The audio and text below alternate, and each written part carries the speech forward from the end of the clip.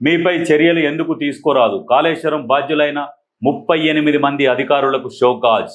Vigilance నివేదిక ఆధారంగా సర్కారు చర్యలు. వారం రోజుల్లో వివరణ ఇవ్వాలని ఆదేశం. ఆ తర్వాత క్రిమినల్ కేసులు, శాఖాపరమైన చర్యలు. కాళేశ్వరం ప్రాజెక్టు వ్యవహారంలో బాధ్యులైన అధికారులపై ప్రభుత్వం సంచలన నిర్ణయం తీసుకుంది. 38 మందికి షోకాజ్ నోటీసులు జారీ చేసింది. మంగళవారం కొందరికి ఈ నోటీసులు అందగా బుధవారం మిగిలిన వారికి చేరనున్నాయి. ఇక కాళేశ్వరం ప్రాజెక్టులోని బ్యారేజీల వైఫల్యానికి కారకులుగా భావించే 17 మందిపై నేరపూరిత కేసులో విచారణ చేపట్టాలని, 33 మందిపై శాఖాపరమైన చర్యలు, పదవి విరమణ చేసిన 7గురికి నిబంధనలను అనుసరించి పెన్షన్లో కోత విధిస్తూ జరిమానాలు వేయాలని విజిలెన్స్ కమిషన్ ప్రభుత్వానికి సిఫారసు చేసిన విషయం తెలిసిందే.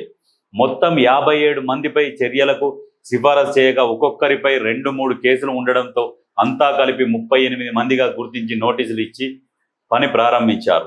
అభియోగాలపై ఎందుకు చర్యలు తీసుకోరాదో వివరణ ఇవ్వండి అని అందరికీ ఒకే నమూనాలో నోటీసులు పంపారు. ఈ నోటీసులకు వారంలో వివరణ ఇవ్వాల్సి ఉంటుంది. వివరణ అందిన తర్వాత దాన్ని పరిశీలించి క్రిమినల్ కేసులు పెట్టాలా, శాఖపరమైన చర్యలు తీసుకోవాలా, పెన్షన్లో కోత విధించాలన్న దానిపై ప్రభుత్వం నిర్ణయం తీసుకోనున్నది.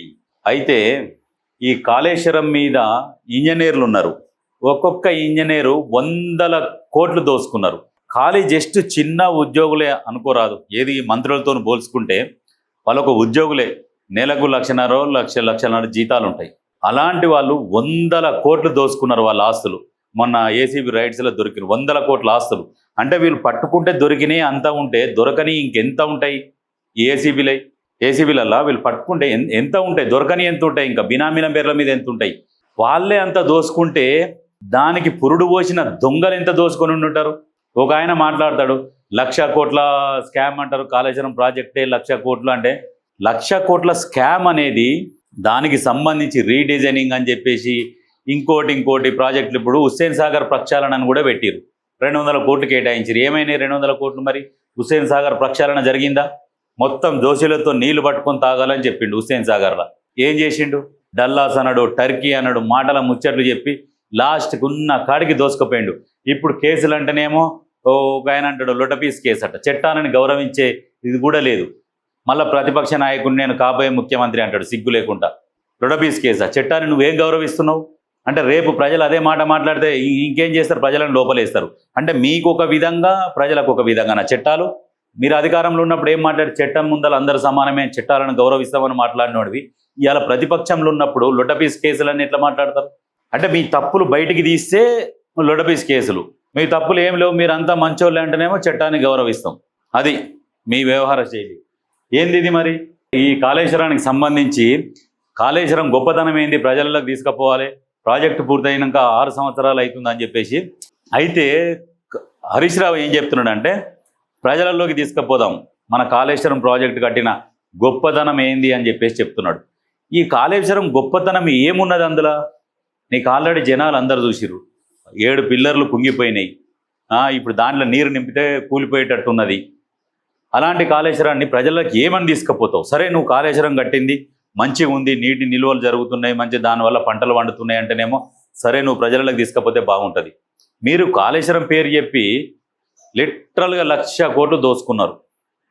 ఒక ఆయన చెప్తారు కాళేశ్వరం ప్రాజెక్టే 1,00,000 కోట్లు కదా, 1,00,000 కోట్లు ఎక్కడి నుంచి తీసుకురంటే దాన్ని మొదలుపెట్టింది 36,000 కోట్లు అని చెప్పేసి అంచనా వేసి దాన్ని మొదలుపెట్టి దాన్ని మెల్లమెల్ల పెంచుకుంటా 1,50,000 కోట్లకు తీసుకుపోయారు. దాన్ని ఆ రీడిజైన్ అని చెప్పేసి, ఇది అని చెప్పేసి ఇంకా రకరకాలుగా చేసిరు. దాన్ని చేసి 1,50,000 కోట్లకు తీసుకుపోయారు.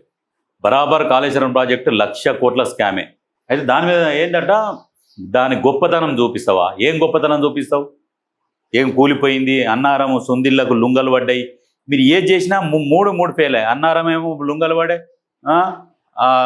ఏది ఆ లుంగలు పడి నీళ్ళు ఇట్లా పోతుంటే ఇసుక బస్తాలు వేసిర్రు ఎలక్షన్ ముందల. ఏంటంటే ఇది కూడా ఇంకా బయటపడితే ప్రజలలో సిగ్గుపోతట్టుందని చెప్పేసి ఇసుక బస్తాలు వేసి అడ్డం కట్టేసిర్రు. అది మీ పనితనం. ఇంకా ఏదంటే ఎట్లా ఉంటుంది అంటే, మీది ఇప్పుడు చైనా వస్తువులకు మేడ్ ఇన్ అమెరికాకు తేడా ఉంటుంది చూడు ఫోన్లల్లా, సేమ్ చైనా ఫోన్ల మాదిరిగా మీరు ప్రాజెక్టు కట్టిరు. దాన్ని ఇంకా మళ్ళీ సిగ్గు లేకుండా ప్రజలకు తీసుకుపోతారట. మేమేదో ఘనకార్యం చేసినాము, కాళేశ్వరం ప్రాజెక్టు గొప్పతనాన్ని మేము ప్రజలకు తీసుకుపోవాలి. ఏం గొప్పతనం ఉన్నది? దానివల్ల పవర్ ఖర్చు ఎంత వస్తున్నది, కరెంటు బిల్లు ఎంత వస్తున్నది, దానివల్ల తీసుకుపోరు. ఏం చేస్తారు కాళేశ్వరం ప్రాజెక్టు గురించి ఏం చెప్తారు ప్రజలకు తీసుకుపోయి? మేము కట్టింది కూలిపోయింది, దగ్గర పడ్డది కూలతందుకు దగ్గరికి వచ్చింది, ఇంకేందంటే మేము ఇన్ని కోట్లు దోసుకున్నామని చెప్పి ప్రజలకు పోండి. ఏ రకమైన స్పందన వస్తుందో మీకు తెలుస్తుంది. అసలు మీ కుటుంబాన్ని ప్రజలు ఎట్లా చూస్తున్నారంటే, ఈ అమ్మ వీడు ఓడో వేరే దేశంకి వెళ్ళి వచ్చి మనల్ని పరిపాలించిండు, ఉన్న కాడికి దోసుకుపోయిండు, బ్రిటిష్ వాడు వచ్చి భారతదేశాన్ని దోసుకున్నట్టు దోసుకురు మీరు. ఏం లేకుండా ఇక మీరు కాళేశ్వరం ప్రాజెక్టు గురించి మాట్లాడతారు సిగ్గు లేకుండా.